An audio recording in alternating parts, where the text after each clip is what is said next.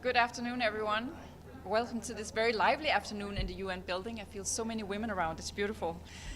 But I'll start now the declaration here. It's we, Denmark, France, Greece, Guyana, Panama, Republic of Korea, Sierra Leone, Slovenia, and United Kingdom, Security Council signatories of the Statement of Shared Commitments of Women, Peace and Security, reiterate our strong condemnation of the Taliban's continued and systematic gender discrimination and increased gender-based violence, which may amount to gender persecution. This year marks the 30th anniversary of the Beijing Declaration and Platform for Action and the 25th anniversary of Resolution 1325, which established the Women, Peace and Security Agenda. In keeping with the 10 UN Security Council resolutions on women, peace and security, member states have long pledged to uphold all women's rights as human rights and women's participation in all efforts to maintain peace and security. Yet today, the women and girls of Afghanistan are erased from public life and their voices are silenced. The Taliban has issued more than 80 decrees and directives specifically targeting the autonomy, rights, and daily lives of women and girls. In August 2024, the Taliban issued the so-called Law on the Propagation of Virtue and Prevention of Vice. In December 2024, the Taliban suspended women and girls' access to education in both private and public medical institutions.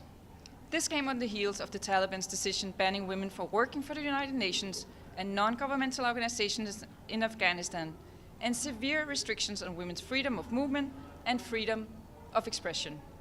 Together, these unacceptable and unjustifiable measures aim to institutionalize a system of gender-based discrimination, persecution, and oppression.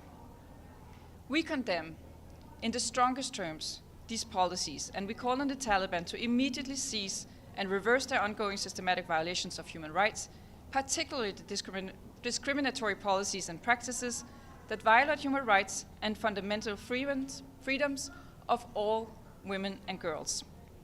We further reject any attempts to silence or threaten Afghan civil society representatives and women human rights defenders. The Taliban must respect Afghanistan's international obligations and commitments, including the Convention of the Elimination of All Forms of Discrimination against Women. We welcome steps to hold the Taliban accountable for the widespread and institutionalized violations of women's and girls' human rights. We note, among other initiatives, the application of the International Criminal Court prosecutor for arrest warrants against 2 senior Taliban leaders and a commitment to pursue accountability for gender-based crimes, including gender persecution. The Security Council has made clear, including through resolutions 2593 and 2681, that full, equal, meaningful and safe participation of all Afghan women and girls in all spheres of life is essential to peace, stability and prosperity in Afghanistan. We call for their full participation in Afghanistan's future and long-term development and in all efforts for the maintenance of promotion of peace and security.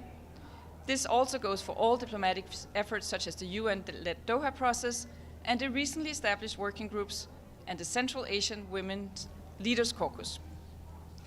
We reaffirm our support for the continuous presence of the United Nations Assistance Mission in Afghanistan and other UN agencies, funds and programs across Afghanistan in support of the Afghan people, including women and girls.